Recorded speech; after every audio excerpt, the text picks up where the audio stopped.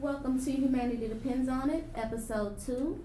On this episode, we're really just going to be having an open conversation and we're going to be asking each other, questions about both topics just to get our personal views on it and see if anything changed just based on the information that we've heard about each other's topics now. Okay, so this is for both of y'all, and whoever wants to speak first can. So, originally, without having any information on the topic of abortions, like what were your personal views and opinions on it? So, kind of going into your conversation, I always thought abortion was wrong to an extent, but then you also made the good point about how it took you 18 weeks to find out that you were pregnant, and I definitely feel like there's some scenarios where abortion should be permitted in those instances, just because that's kind of not how the whole pregnancy process is supposed to work, and I kind of think that's in a way unfair to the couple, just because they might not be prepared in whatever facet of life to bring a child into the world. So before hearing you talk about the abortion stuff, I was always open to it. I always thought it should be available to women who aren't in the place to raise a child or have a child. And after hearing what you said, I realized that 20 weeks, where the law stands now, is really late in the pregnancy to get an abortion based on the development the fetus has. Yeah, and I agree with y'all as well, because I already had my personal beliefs prior to even doing the research on this topic, but my opinion also changed a bit after finishing the research on this topic and also seeing such graphic photos of an abortion, and it just made me think about the timeline of how things should be done. And I know that the state says 20 weeks, but I feel like, and this is just from a personal standpoint, that an abortion should not be able to be performed regardless of the circumstance unless it's life-threatening to the mother after 12 weeks.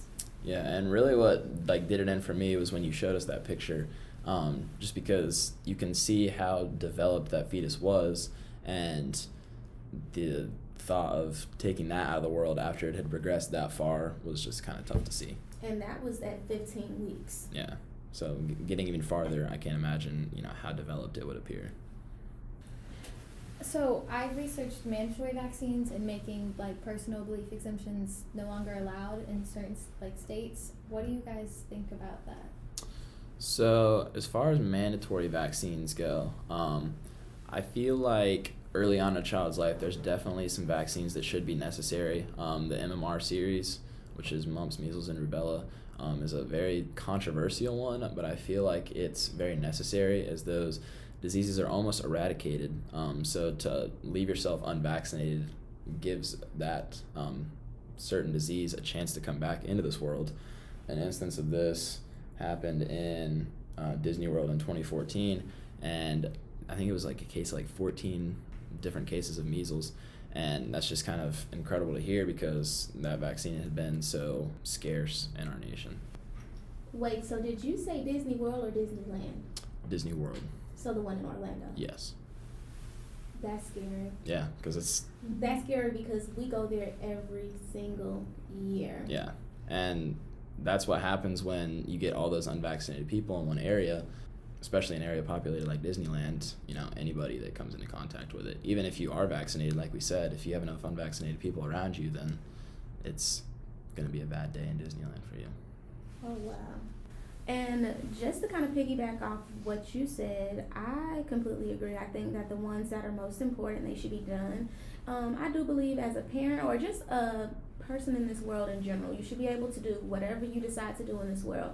But if it is going to affect other people, I feel like that's when a conversation has to be had, especially when it comes to children. I don't want my child around something like that. He already has a weak immune system and he already has asthma. And even though that's not that can be life-threatening, but it's not contagious or anything, but I wouldn't want my child to be in that type of situation. And that played a big role in the child care that I chose for him on a day-to-day basis as well, how they felt about the children that come in contact with him having their shot records up to date, and you can't even go to his daycare facility or work at his daycare facility without being up to date on all of that. So I know we had very similar topics, but my main focus of research was whether or not vaccines actually cause developmental regression in a kid or autism. So when I was doing research on my topic, I saw that a lot of people don't vaccinate because they're afraid that they're going to get autism.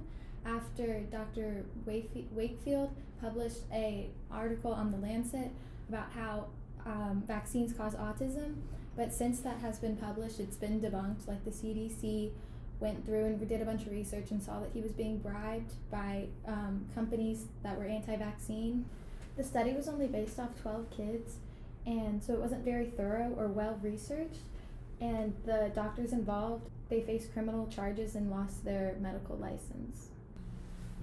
And while researching, I was also trying to figure out other options or ways that the laws would benefit the child and the mother.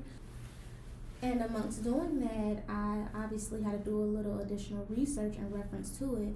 And even if a mother had the option to get an abortion at 20 weeks, but she decided she wanted to just give birth to the child, or she went into labor instead of being able to have the abortion, there's still a 10% chance that the baby would even survive.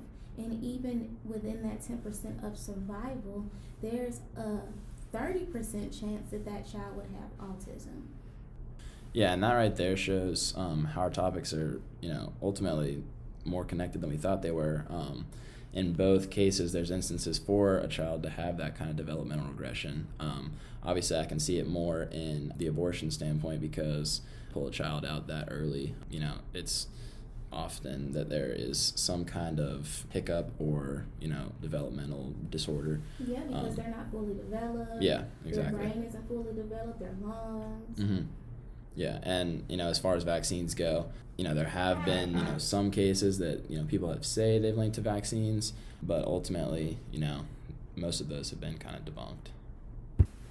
So that concludes our podcast, Humanity Depends on It. It was over the course of our podcast, it was interesting to see how our topics were connected and how our opinions changed throughout the course of our research.